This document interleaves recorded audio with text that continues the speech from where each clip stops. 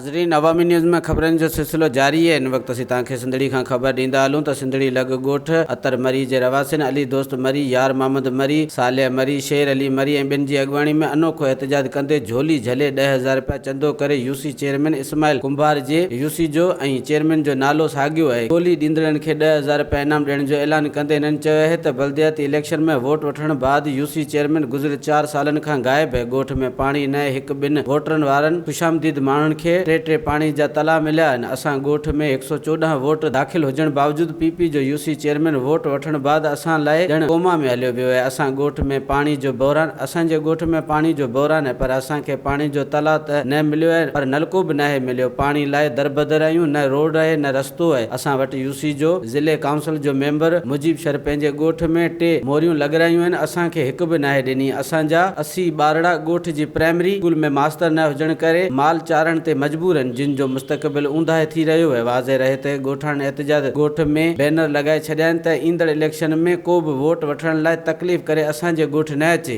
तव्हां ॾिठो आहे असां इन जे लाइ जीअं असांजो यूसी चेयरमैन आहे उन खे ॻोल्हे जेको बि असांखे ॾींदो उन खे 10,000 रुपया असीं इनाम ॾींदासूं।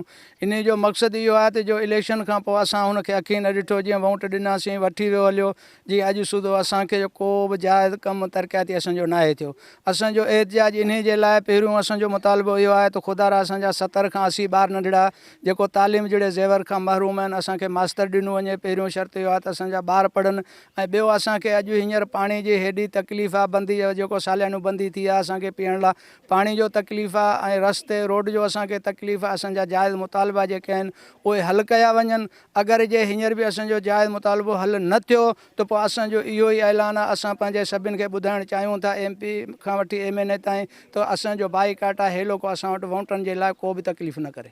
मुतालबो बिल्कुलु इहो जाइज़ आहे। असांखे हर तकलीफ़ आहे, न पीअण जो पाणी, ॿार एतिरा ॾिसो था बीठा आहिनि, सॼे ॾींहुं गिलोलियूं बिलोर हथनि में अथनि।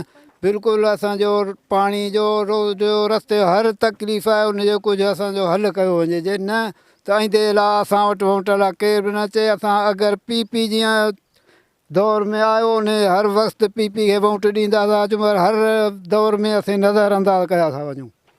जेका कुझु तव्हां ॾिसो पिया इहो बिल्कुलु ठीकु आहे ऐं हक़ीक़त आहे।